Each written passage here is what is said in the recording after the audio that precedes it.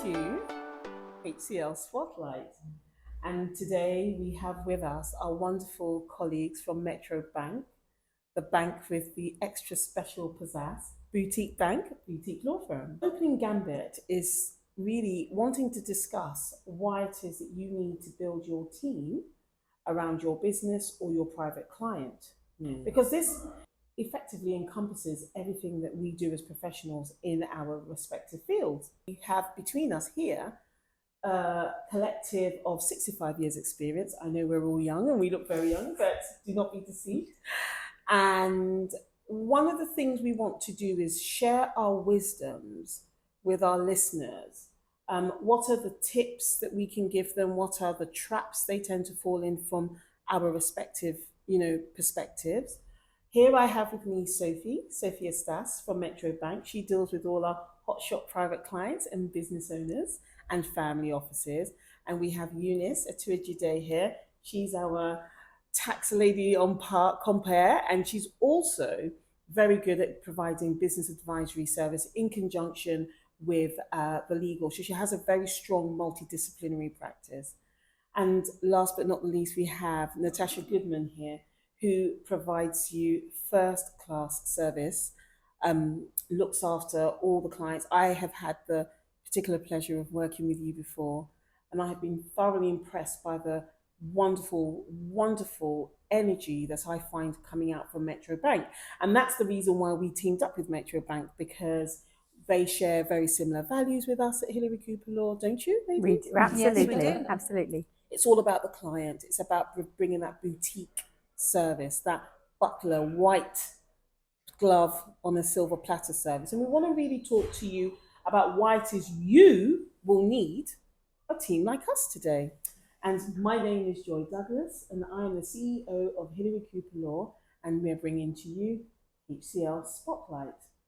So, building a team. Why do you think, ladies, that any client of ours, both business owners or private clients, would want to have us wonderful ladies at their beck and call? Starting with you.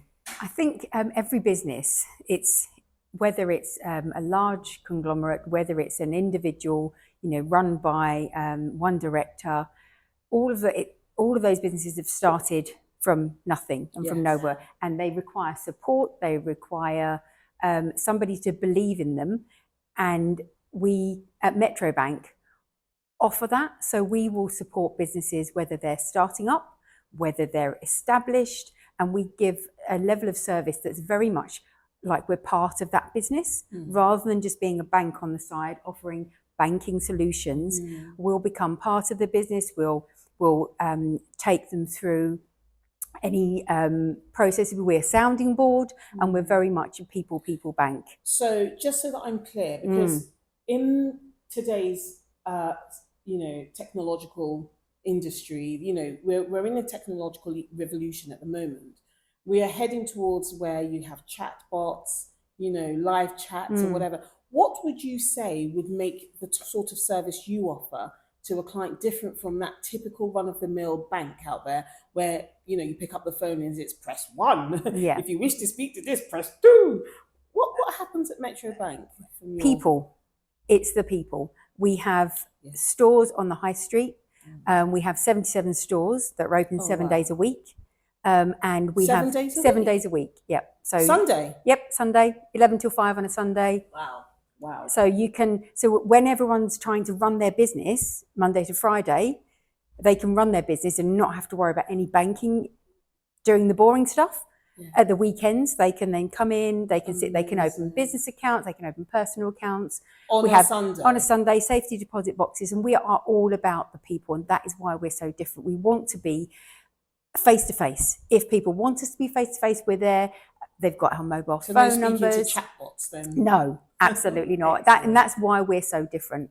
Good, excellent. What about you, Eunice? What's your take on why somebody would want your services? My take is, especially when it comes to us lawyers, we are approached almost too late, but we should be the first people on board. Why would you say that? Because I'm a solutions kind of lawyer. I like to see problems before they come to me. So I like to prevent that my clients get into trouble before they have to come to Prevention. people like you. Yes. Because you are like the chihuahua. Yes, I am. The Rottweiler. So I come in to help clients, individuals, small businesses, big businesses, to think about the pitfalls and avoid them, like to navigate clients away from the issues so that they don't even have to deal with them. And should they encounter some, it's a quick turnaround Okay. and they are done with it. It actually is cost effective because most times when people refuse to get us on board from day one,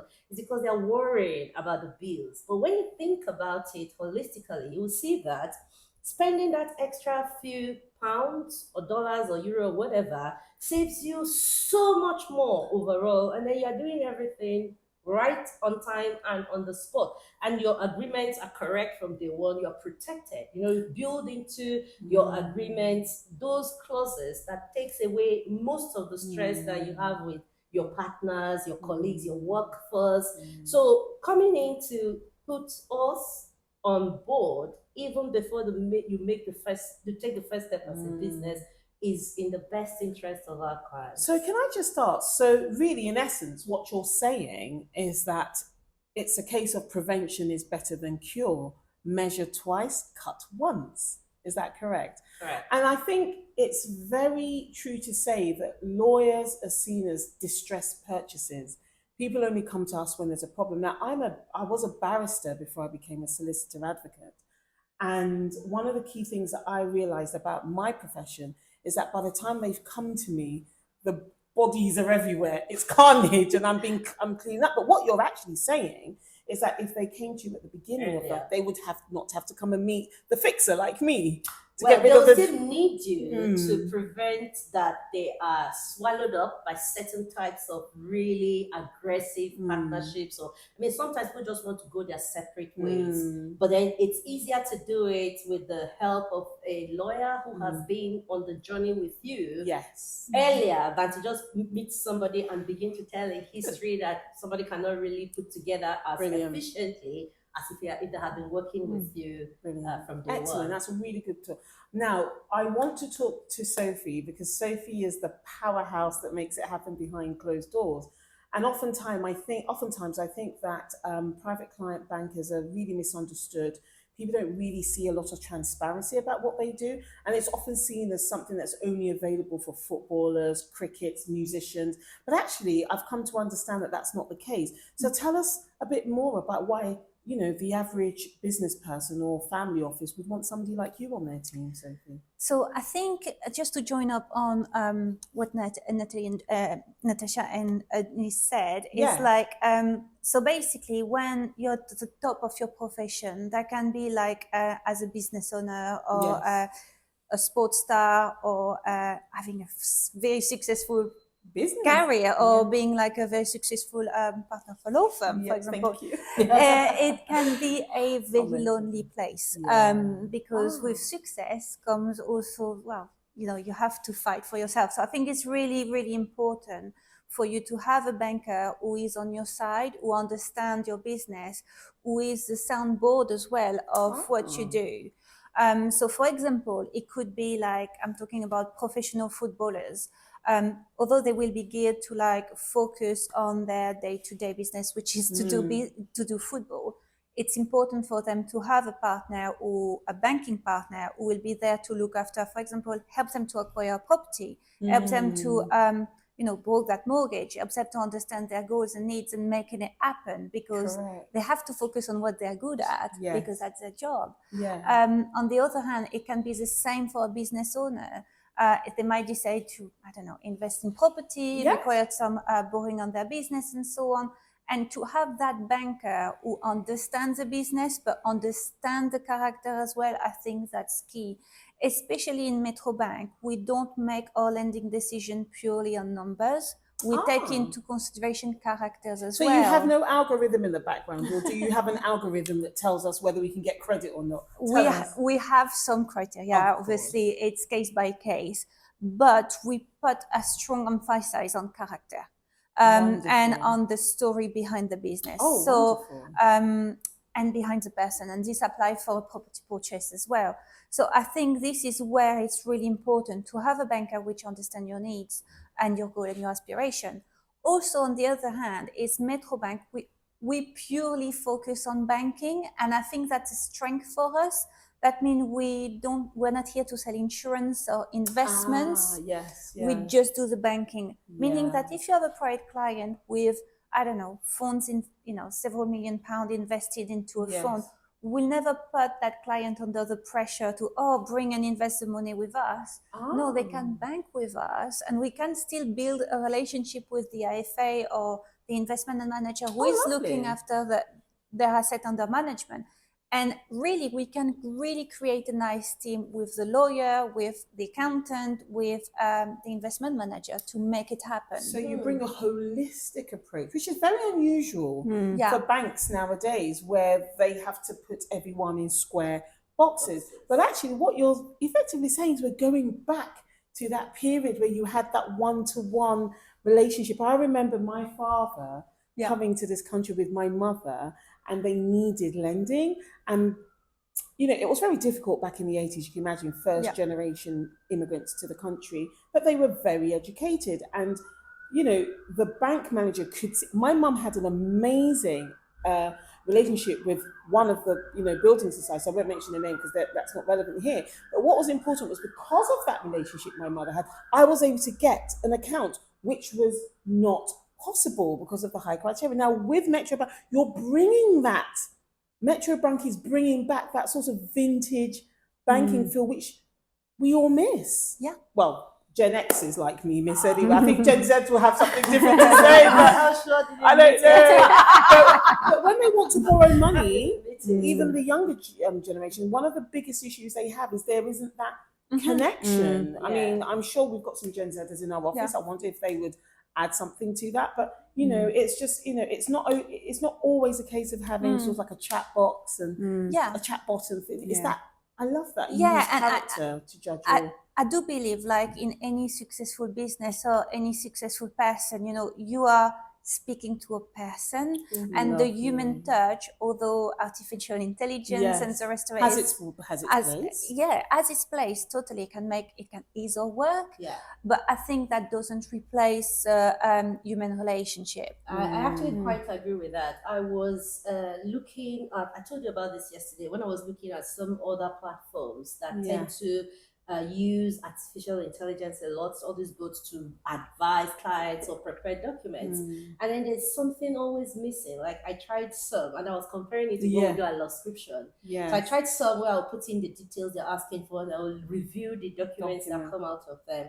And then you just know that I just know that the time would not come when lawyers are no longer needed. Yeah, there will never be because no matter how much work these AI systems do, they miss that one-on-one thing, that emotional part of it, that knowing what the client really is all about, and then bringing it together in the kind of advice, in the bespoke way, the boutique way that you should present it. Correct. AI is not going to be able to do that. It's that personal touch, isn't it? So we very much at Metro, we have multiple clients, so from Sophie's, to my customers, business customers, personal customers. But, some people like things documented in one way, and other people like things documented in a very different way. And it's about knowing that individual, getting to know them on a personal level, and programming or emailing them or, writing a document in ways that they can understand. So you're talking about accessibility. Yeah, absolutely. And everything's very bespoke. Yes. So we've got bank accounts. A bank account is a bank account, but it's how we bespoke that whole relationship, and we find out what that customer need is, and then we will bespoke how we interact with them. Awesome. Exactly how they want to see it. Wonderful. Especially now when we've got a lot of people who are neurodiverse. I mean, I'm a bit of a invisible disability champion. I was a teacher before I became a lawyer. I know I don't look old enough to have all these several careers, but I did told teach. You that? Later. Exactly. But on a serious note, one of the key things that I really feel passionate about is people who are neurodiverse accessing the services that we have. And so in many ways as a lawyer, my approach my team, our firm is, you know, Hillary Cooper Law, we're so quirky. One of the key things that people mention about us is that they've never seen such a sexy, cute, weird, eccentric bunch of lawyers. And people think that I should be offended by that, but not at all. That's our strength, actually. That's actually the strength. The weirdness of the crew is part of the reason practically all of us are very happy. And I think it's why we are able to even deliver really quickly and excellent services to our clients. I do, you can have us working on Sunday because there's a deadline on Monday. In fact, we had that this weekend where we had the inquest. And in fact, it was pizza and pajamas. Everybody in the till 1 a.m. in the morning. 1 a.m. We just had to get it done. How many law firms, boutique law firms will commit or even, that much? Smaller firms. So we allow that diversity. We allow that uniqueness. Everybody brings themselves as they are into the community, and we work around we work it together to make sure that each client is getting absolutely everything they need to be comfortable and still get the best possible service at the most comfortable amount of money, because we don't really charge what you find the city law firms charging. But we're all city firm trained. But we give all of us. But we give as much, if not even more, because we make it.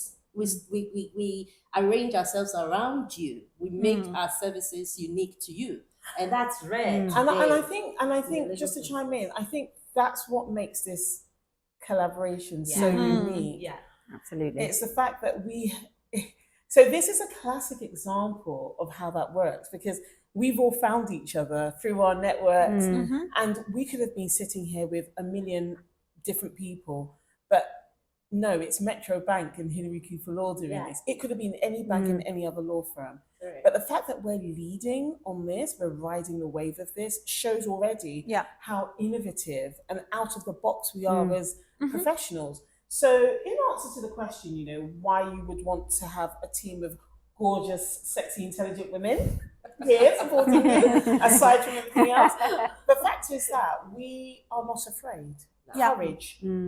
It takes courage to step out of what you're comfortable doing, what your industry peers. I mean, banking and law are some of the oldest, highly regulated, almost like A to Z orderly. You can't come out of that box. But we do, and we do in Metro. One of the key things. I tell you what. One of the reasons why, when I met Natasha, why we hit it off, I'd never seen a bank customer service manager actually wearing red, and I loved that. Oh, remember when I came for the interview? Yeah, she wore green. She was wearing that green shoes. Green shoes. She dressed up with a mother, and I just looked at. I was like, I've never seen a lawyer like this. I thought it was just me, you know. And it's so funny because even like speaking to Sophie when we first met, that warmth. I have worked with so many private client bankers in the scope of my work. And the thing that attracted me to you straight away was that relatability. I didn't feel intimidated.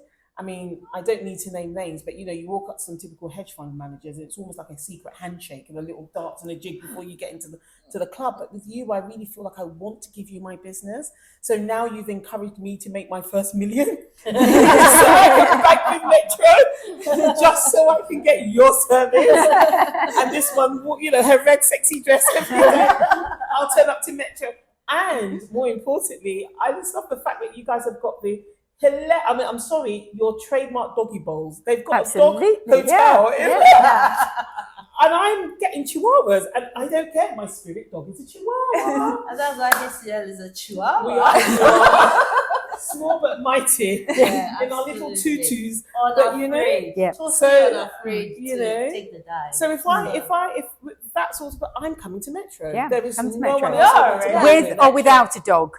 And it's true, and it's true. Be able of not being afraid by what the industry dictates. I mean, even for us to be sitting around the table today, having this podcast, laughing, joking, talking about private clients' money, talking about business, you know, it takes courage, and it's not something like others.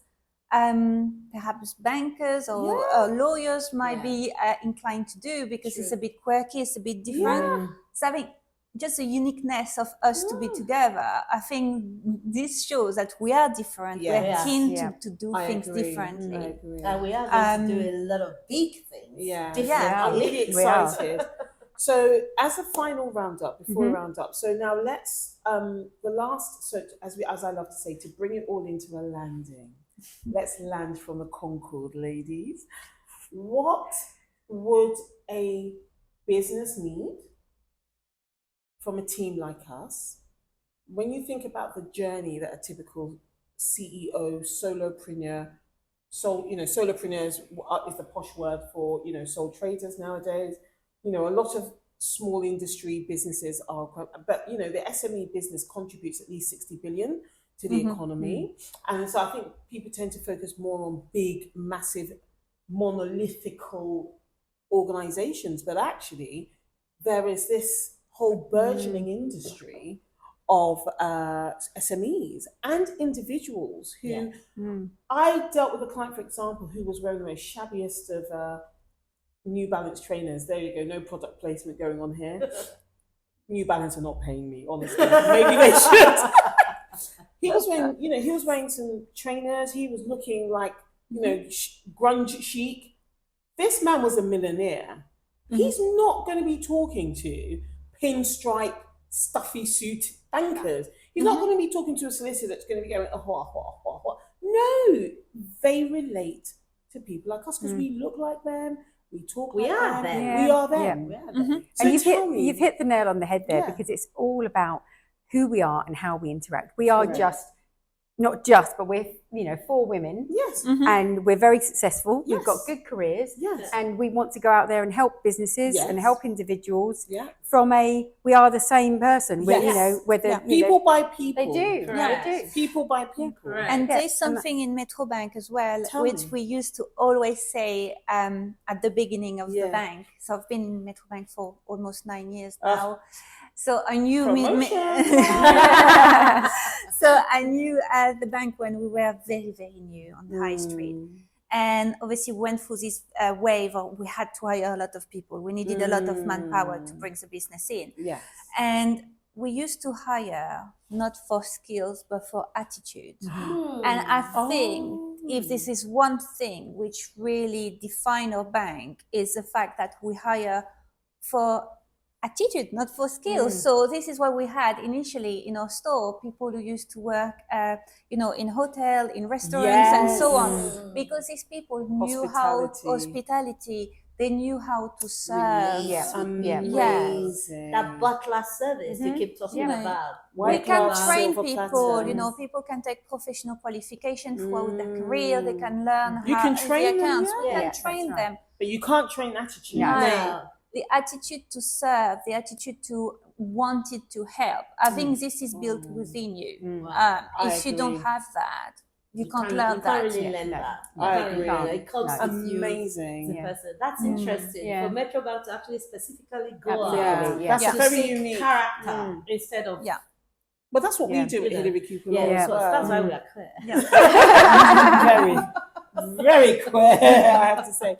So now, as I said, when a typical client walks through the door, what are the sorts of things that you would be, let's say, this is fictional, but we're putting it out there. I mean, we're all experienced, so we get this in day out. Let's say we have a solopreneur that has just set up his business or her business or their business. It's grown from 0 to 5 years, it's grown exponentially. They didn't expect it to be so successful. Now they've got all this income coming in, or maybe they could be, looking at where to pivot. What are the typical things that you would be wanting? What sort of service would you be offering to a person like that? So let's say, a typical entrepreneur, the business have grown really rapidly. It's looking really nice. At this point, they might be looking for maybe upgrade their business account to maybe a commercial platform, which we can look after within private banking. They might have accumulated a £1 million deposit, or they might want to purchase a property. Obviously, we've got 5 years history on the business, so we might be able to offer them a mortgage depending on circumstances. At this point, we'll be able to offer a private banking account, which comes with a black debit card. There is no fee associated with it. Really? No fee at all, and they What's will the get. entry? So we want £1 million deposit or £1 million lending. They will be able to have an overdraft facility deposit rate at a preferential rate as well, which is not available to day-to-day clients. And we will give like this extra little bit of service. And like what you were saying, like some clients prefer to be contacted by email, some prefer to pick up the phone. A lot of my clients love WhatsApp. Really? Yes, so cool. So I mean, like the beauty of WhatsApp is actually when you send a message, you've got the 2 double ticks. Yes, they've read it. I mean, sometimes it can be annoying as well. Because, oh my God, they've read it. So and they've read, that I've read theirs. So this is how we operate. Obviously, I'm not just by myself. I have a support team with me as well, who sit alongside me. So this is a difference to some of our competitors. They would have like their support team sitting in a different office, so they actually don't know each other. We know everybody and we know every single client. So my support team will be able to tell me, oh yeah, I spoke to so-and-so, his daughter is doing this, lovely. And just giving that really, really lovely touch. We do events as well. We like to invite our client to events. That's how I met Natasha. It was, wasn't it? Which I think is really special, and it just makes them part of the big Metro Bank family, really. Brilliant. What about you? From the legal perspective, when a client comes in already setting up, has already started and probably working as a sole trader, the way you described. I mean, walking into my space, I would be looking to organize, potentially restructure that business in such a way that it is tax efficient. And most times if you're looking to, depending on what they are doing and depending on the kind of ownership, the shareholding, if it is an unincorporated association, for example, that they prefer because of the kind of business it is, maybe it is family owned, so if it is a family investment company, you have to actually look at what kind of investments they are doing to decide whether you are bringing them into the unincorporated associations, or you are making them become a company or a holding firm that will now have various subsidiaries. And if it is a company that is basically like a social, it wants to do specific things, you look at making them limited with guarantees. So you build SPVs depending on the kind of investments that they are going into. What's an SPV? Sorry. Oh, special purpose vehicle. What's that? One of the interns in our law firm thought it was a white van. No, a special vehicle that delivers pizza. What's an special pizza van? Yes, a special pizza van. Special purpose vehicles are used for specific investments. For example, you may have a partner who wants to do a particular transaction, and you may run for like a year or 2 or 3 or forever, who knows? But then you want it to go in a specific format. Ring fence it from all the tax issues, from all the compliance problems with certain kinds of investments, sometimes also for the dividends and sharing purposes. So you want to keep that money in a specific way, and you want to invest in specific places or a particular transaction only. Then you create a special purpose vehicle, which is basically a company that is designed for that specific reason. So just a disclaimer here, guys. If this applies to you, please don't go trying to do DIY. We'll talk about that in our next part. Don't do it yourself. Get your lawyers, speak to your bank, see how they can do it. Do not do it yourself. Okay? Do not do this at home. No, they need units to do this. That's right. And they need Sophie to make it happen. Exactly. So when you come to my space, then it's time to become a bit more structured in the way you're running your business.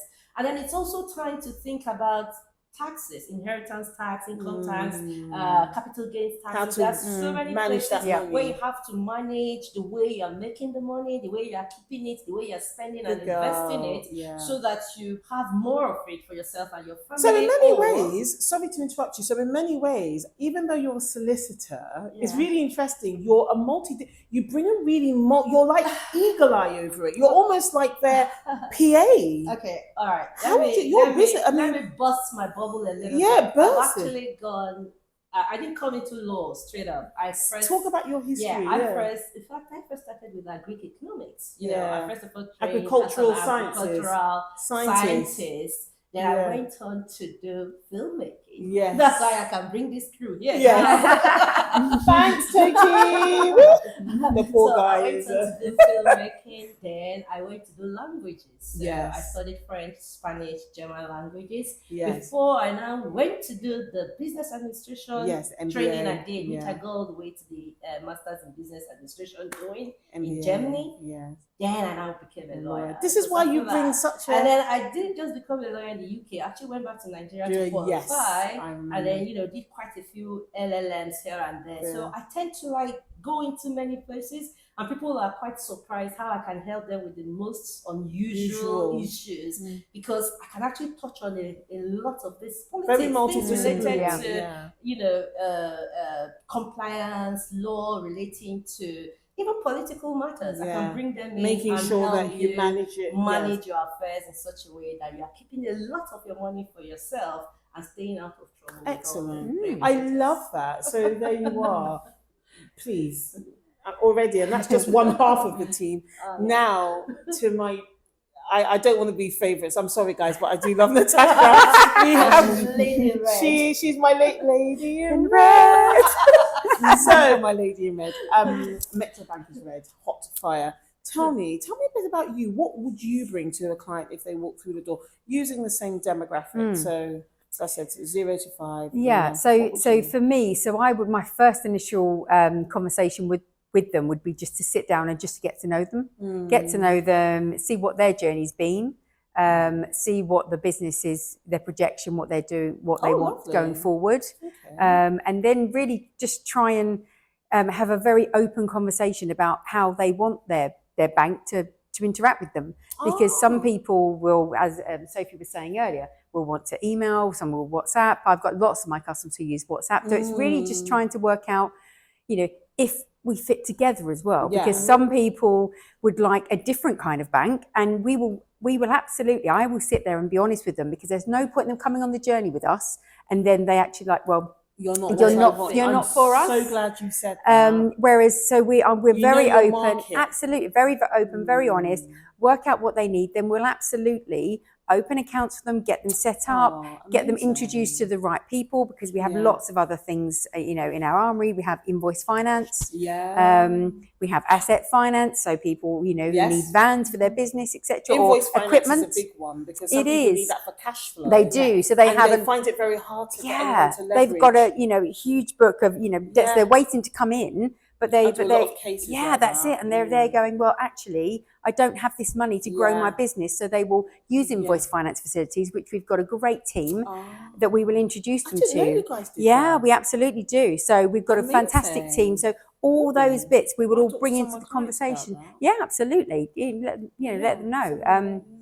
So what I will then tend to do, and then we'll get everything set up, get the accounts open, and we will I'll be there for them at the end of the phone, and just keep it very, very, very relaxed, very specific to what they want to see, rather than me pushing.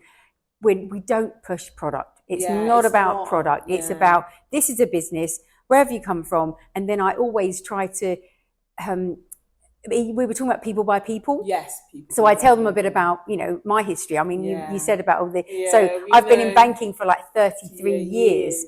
And that's a long time. Unlike you, Eunice, I've only known banking. I am a through and through banker.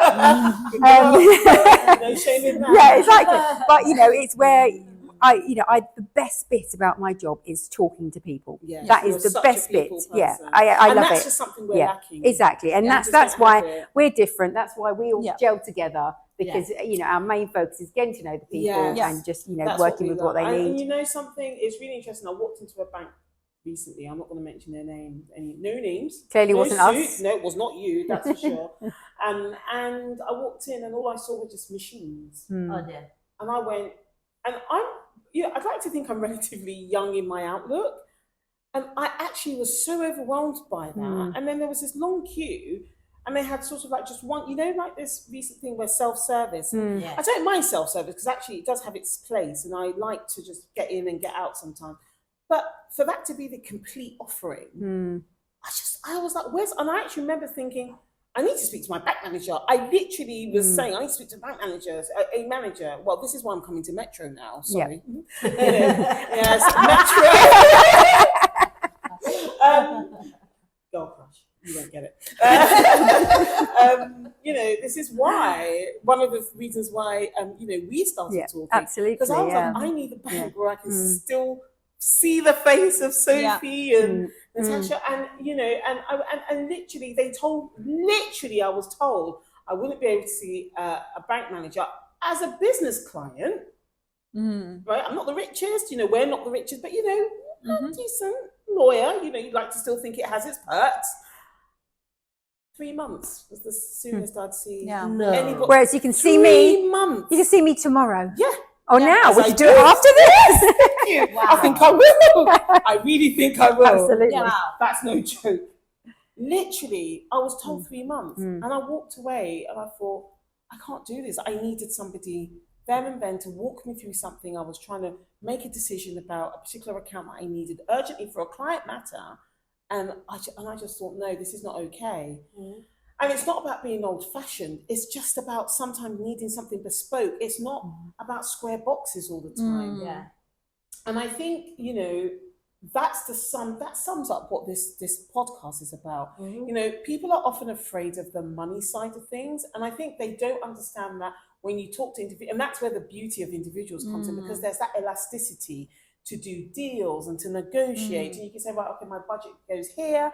Okay, let's see what we can do for that budget. And a lot of people tend to think that lawyers in particular, you know, we're just sort of like money grabbing blank checks. Well, those days are over.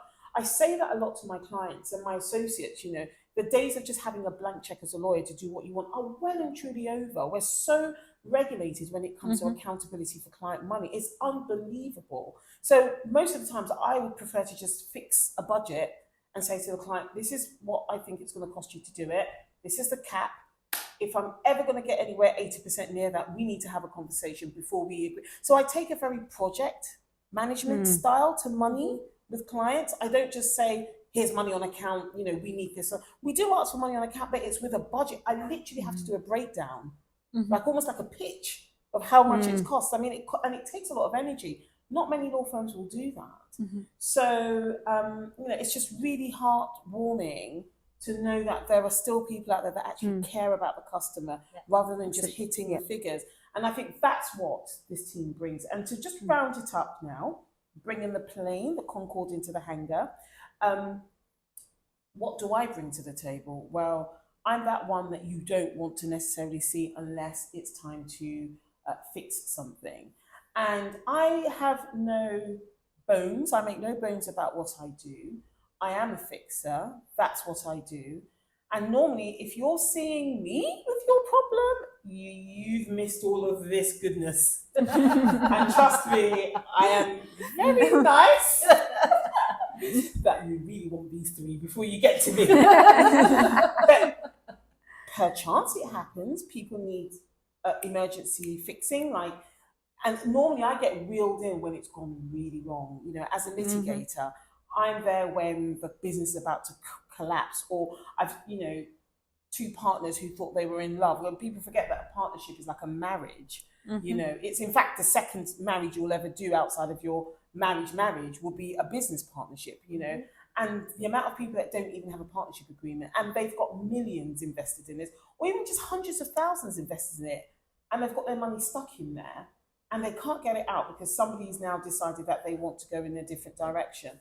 And it's just really messy. And normally by the time you're coming to me, you really are spending tens of thousands. And so that's why I say, you know, prevention is better than cure. Because what I then do is I'm having to go to the judges, I'm having to make court applications. I'm very hot on mediation and alternative dispute resolution as a cheaper, cost-effective way of resolving disputes between partnerships, directors, shareholders, minority shareholders. I tend to get a lot of spouses who have businesses and they're, you know, parting companies. So, you know, time does not permit us to really go into the ins and outs. But as you can see, This is just the offering. Why wouldn't you want me?